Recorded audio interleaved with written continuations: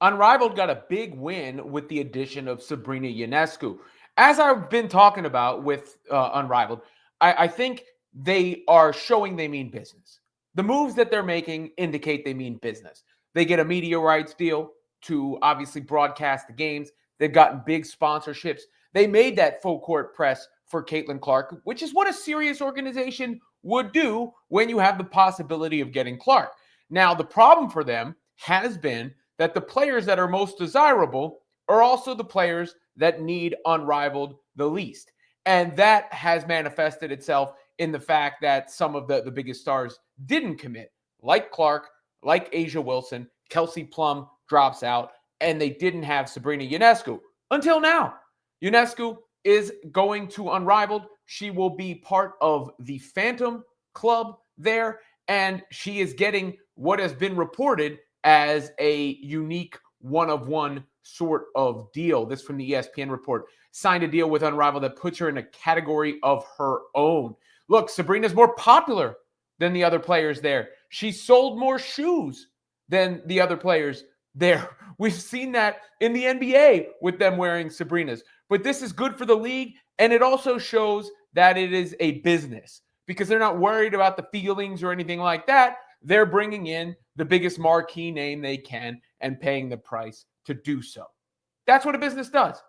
And I'm sure there will be all sorts of think pieces and things that come along with this, as has been the case with WNBA coverage and with women's basketball coverage, because, you know, people have said, oh, this player is white, right?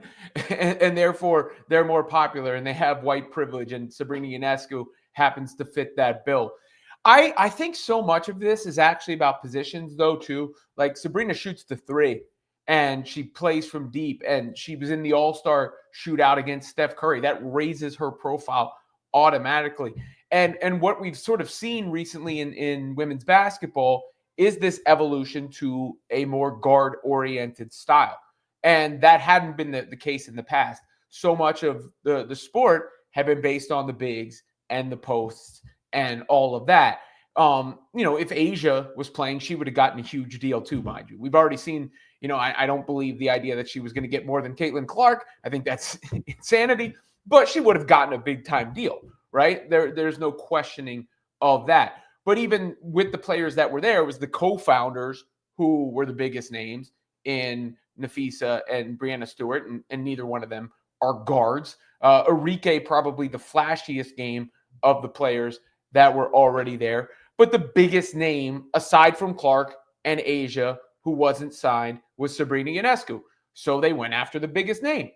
And she has a more aesthetically pleasing game to the masses. Just that when you're handling the ball and when you're shooting from deep and when you're doing those things that draw people out of their seats, because I've been at Barclays, and trust me, the Liberty obviously won the championship. They have a lot of good players, but nothing lit that building up like a long Sabrina Ionescu bomb.